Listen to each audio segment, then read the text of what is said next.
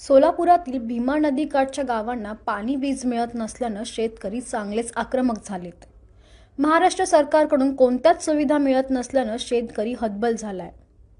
पालकमंत्र्यांना याबाबत निवेदनही दिलं, पण त्यांना निवेदन स्वीकारताना हसू आल्याचा आरोप शेतकऱ्यांनी केलाय। नेमकं काय घडलं यावर शेतकऱ्यांचं म्हणणं काय पाहूया।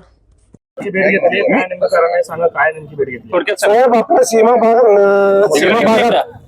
सीमा भीमा नदीकाठी 1.5 महिन्यापासून फक्त 2 तास लाईन आहेत। ह्यापेक्षा अगोदर मी मूलभूत हक्क संघर्ष समितीच्या वतीने निवेदन दिलं होतं। आम्हाला ह्या राज्याने शेतकऱ्याला केव्हाही दुजाभाव सीमा भागावरती आम्हाला लाईनच नाहीत। 2 तासामध्ये काय होतं तर एवढे दिवस आम्ही अगोदर 10-15 वर्षापासून हे असलं पद्धतच नव्हतं। 2-3 वर्ष नदीला पाणी नसेल तरी आम्ही नदीमध्ये विहीर खोलून आम्ही जोपासना केल्यात। फक्त पाणी ते सरकारने अभ्यास करावा, ह्या नदीमध्ये प्यायला पाणी म्हणून राखून ठेवलं तर त्या नदीमध्ये असलेलं पाणी आता प्यायला येतात का बघायला पाहिजे। मासे मरू लागले तर हे पिण्यासाठी ठेवलेत का लोक मरण्यासाठी ठेवलेत हे आम्हाला कळलं झालं तर हे शेतकरी वर्ग कुठं जायला पाहिजे। प्रत्यक्षात आम्हाला कोणत्याही परिस्थितीत आपलं उजनीचं पाणी तिकडचं कर्नाटकवाले 10, 12 तास 16 तास चालत तिथे कर्नाटकमध्ये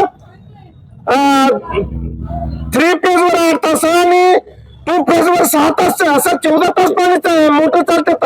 आपल्याकडे प्रत्यक्षात आपलं पाणी असून आम्हाला 2 तास पाणी आहे। आम्ही शेतकरी संघटनेच्या वतीने मी काही केलं तरी हे सरकार झोपत आहेत आणि सरकारला आम्हाला एवढंच विनंती आहे, आम्ही अगोदर पासून ह्या सरकारला माझ्या नियोगाप्रमाणे आम्हाला हे शेतकऱ्याला जर हे वीज आणि पाणी द्यायचं नसेल तर आम्हाला कर्नाटकमध्ये जाण्यासाठी परवानगी मिळावं हेच आपला इच्छा आहे। किती गाव आहेत, किती गावाच्या नागरिकांनी मागणी केलेली आहे? ते सर्व सीमा भीमा नदीकाठीचं सर्व अगोदर मी 2021-22 ला मी 11-12 गावा ग्रामपंचायती ठराव केलं होतं, तसंच मी आजही आम्ही करण्याच्या मार्गावर आहेत। किती गाव असं आहे आता 28 गावं जाण्यासाठी पुन्हा इच्छुक आहेत। कोणत्याही परिस्थितीत आम्हाला मूलभूत सुविधा द्यायला पाहिजे, आम्हाला शेतकऱ्याला न्याय द्यायला पाहिजे। पाणी नसेल तर वीज नाही, वीज नसेल तर पाणी नाही, घातलेलं ऊसाचं बिल मिळत नाही। हे का सरकार का झोपेत काय करतात? त्यासाठी आम्हाला मूलभूत सुविधा शेतकऱ्याला। तुम्ही आमदाराला भेटून ही प्रश्न मांडण्याचा प्रयत्न केला की नाही? तुमचे कोण आमदार? आता सचिन दादा कल्याण शेट्टी आहेत, कोणी फिरकायला तयार नाहीत। आणि मीडियावाले मी सोशल मीडियावर दिलो काय कोणाला शेतकऱ्यांचं वालीच कोण आहे? पालकमंत्री आता काय पालकमंत्री घेतलं तर घेतल्यावर हसलं तर काय करायचं त्याला?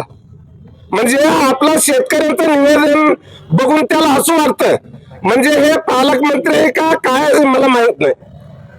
म्हणजे आपलं शेतकऱ्यांचं थट्टा मस्करी करतात का काय म्हणजे आम्हाला असं वाटू लागलं तर शेतकऱ्यांचं निवेदन मागा शेतकऱ्यांचं ह्याच्यामध्ये त्यांचं लक्ष नाही, फक्त शेतकऱ्यांचं थट्टा मस्करी करण्यामध्ये ते असतं। मला मी संजीव सिद्धरामप्पा पाटील आमच्या भागातला ज्या ठिकाणी दक्षिण अकोट तालुका सीमा भागात जे काय सीना नदी भीमा नदी ककारचे जे लोक आहेत, जे शेतकरी सर्वजण विनंती घेऊन इथं आले होते की पालकमंत्र्याला भेटून जे काय आम्हाला अडीअडचणी आहे सीमा भागात कोणी वाली नाही आहे म्हणून आम्ही आलो होतो। आणि त्यासोबत आमचे मूलभूत हक्क संघर्ष समितीचे अध्यक्ष मानते सत्तुरे ज्यांनी ते सरपंच आलगीचे या भागात आयुष्यात आम्हाला कधी 2 तास लाईट कधी भेटले नव्हतं। प्रत्येक टाइम 8 तास पुढंच लाईट भेटतो, पण आता 2 तास कसं काय तुम्ही देता लाईट? 2 तासात पाणी शेताला जाऊ शकत नाही। 5-5 किलोमीटर आमचे पाईपलाईन आहेत। लोकांना या शासनाला कळायला पाहिजे की शेतकरी 2 तास लाईट दिले तर मग त्यांचं ऊस जगतं काय, जानवर काय परिस्थिती आहे, जानवरचं परिस्थिती अनेक विषय आहे गावात। आता मागणी तुमची काय आणि आमची मागणी असं आहे की या भागात आमच्या भागात 8 तास पूर्वी सरकार जास्त वीज द्यायला पाहिजे, लाईट द्यायला पाहिजे, जेणेकरून आम्हाला शेतीचं कामकाज करता येते नाही. एवढंच विनंती होतं. आणि जर ह्यांच्याकडे होत नसेल तर आम्ही सर्व आमचे पूर्ण भागात दक्षिण नागपूर सीमा भागात जे लोक आम्ही विचार केले, दुसरे विचार केले. आणि इथं आम्ही पालकमंत्रीला निवेदन दिलं. पालकमंत्री जे आमदार असतील सर्वांना मान काय दुसरा विचार केला? जे काय आम्ही निर्णय घेतो, आम्ही जे आमचं जे मीटिंग होईल भागातले सर्व लोकल त्यावर निर्णय करू. यापूर्वी पण नाही म्हणजे आता यांनी हातुरे साहेबांनी सांगितलंय की आम्ही कर्नाटक मध्ये जाणार आहे, असा निर्णय घेतलाय. तर तुम्ही स्पष्ट सांगा ना. नाही, यापूर्वी कर्नाटक जाण्यासाठी सर्व ग्रामपंचायतीने ठरावाद्वारे शासनाला माहिती दिली होती.